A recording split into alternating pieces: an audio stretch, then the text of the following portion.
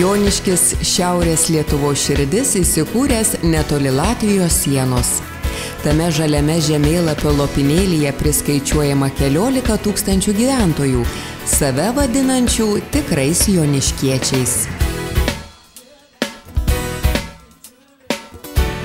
Joniškio miesto herbe pavaizduotas šventas arkangelas Mykolas, nugalintis slibiną. Ar istoriškai taip susiklostė ar ne, kas įmins šią mįslę. Tačiau joniškiečiai turi išskirtinį vienybės bruožą.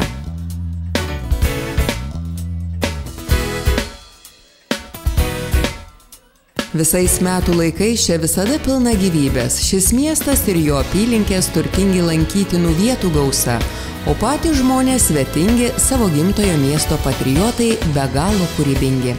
Taigi geriausi gidai, Žiemgalos krašto ambasadoriai, žmonės kelios kartos, viena kitą papildančios, lyg vienas po kito į dangų kylantys aitvarai, į kuriuos niekada neatsibosta žiūrėti.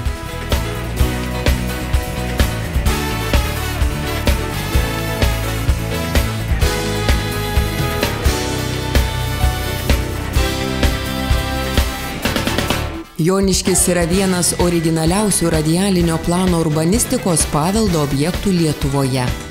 Į didelę trikampę aikštę sueina net 7 gatvės, kurių perspektyvoje dominuoja bažnyčios bokštas. Miesto infrastruktūra, renovuojami daugiabučiai, gražėjantys pastatų fasadai, sumanių gerai besitvarkančių savivaldybės vadovų darbas. Joniškis neabejotinai augantis miestas, sudarantis sąlygas gyventi ir kurti.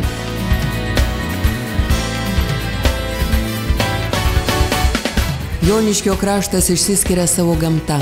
Rajono kraštovaizdį puošia vinguriuojančios upės, tyvuliuojantys upeliai ir ežerai. Čia teka vietinių apdainuotos Mūša, Sidabra ir Švėtė, dar keletas pabirusių smulkių upeliukų.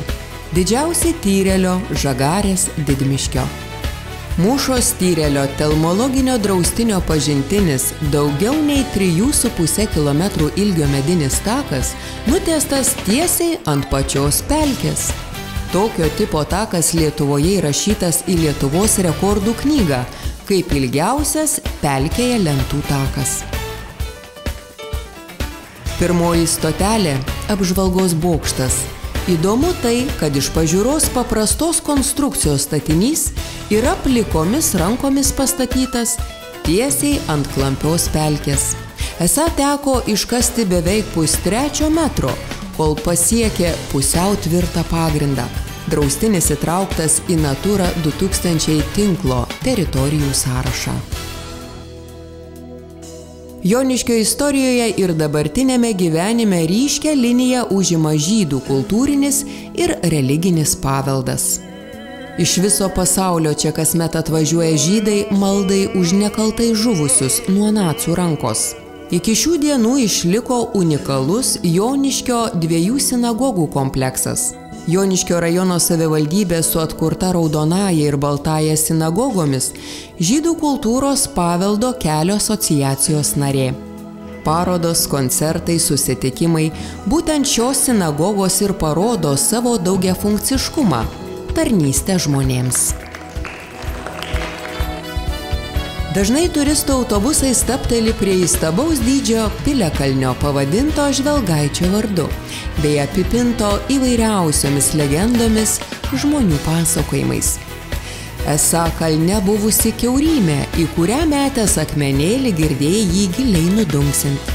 Seniausios legendos byloja, kad požemiais vedęs takas, jungęs netoliese esantį Raktuvės piliakalnį su Žvelgaičio kalnu.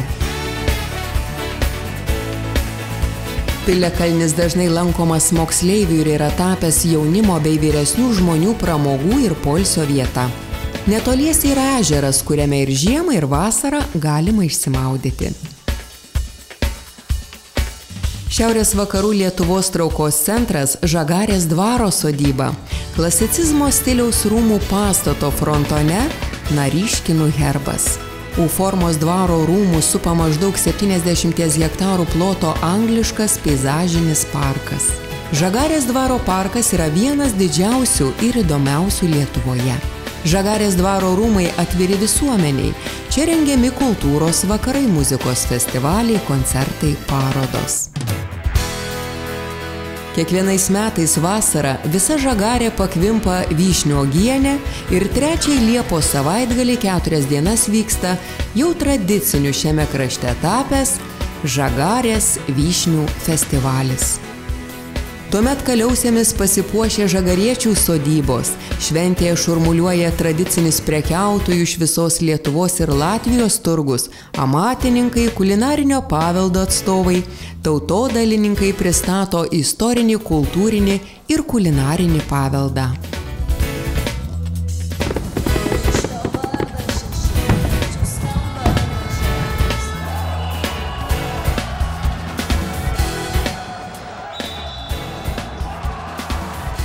Joniškis didžiuojasi ir vieninteliu Lietuvoje krepšinio muziejumi vadinamu miesto vizitinė kortele. Jo dėka Joniškis žinomas ne tik Lietuvoje, bet ir užsienyje. Krepšinio muziejuje vedamos edukacinės mokomosios programos rajono ir šalies moksleiviams, jaunimui suaugusiems. O štai stalo teniso muziejuje eksponuojami keli tūkstančiai stalo teniso kamuoliukų, rakečių, taurių, įvairių suvenyrų iš įvairių pasaulio šalių. Dėmesys žmogui, pirminė priežiūros pagalba, tyrimai, konsultacijos, sveikatinimo, gydymo paslaugos. Viskas po vienu stogu, kad pacientui būtų patogu ir nereiktų specialistų ieškoti kituose miestuose. Veikiantys paslaugų centrai antrinamai tiems, kurie čia ir kuria, ir bendrauja, ir sportuoja, sėkmingai integruojasi į visuomenę.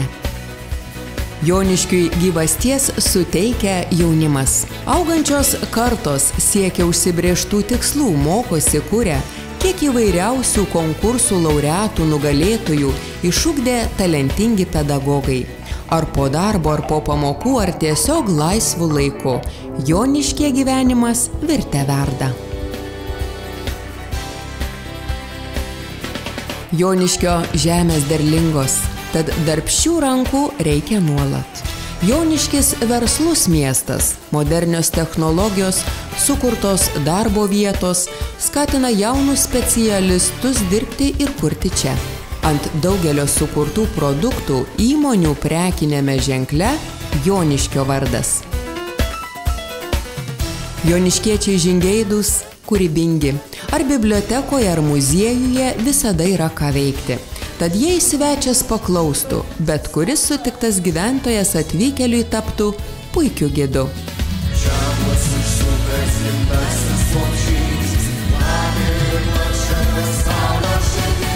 Sveiki atvykę į Joniškį, sveiki atvykę ir tapę Šiaurės Lietuvos širdies dalimi. Nes viską, ką galima sukurti geriausio, sukuria žmonės. Gyvenę, gyvenantys ir gyvensiantys. Kartų kartos, viena kitai perduodančios patirtį, tradicijas ir meilę. Joniškiečiai, Joniškiai.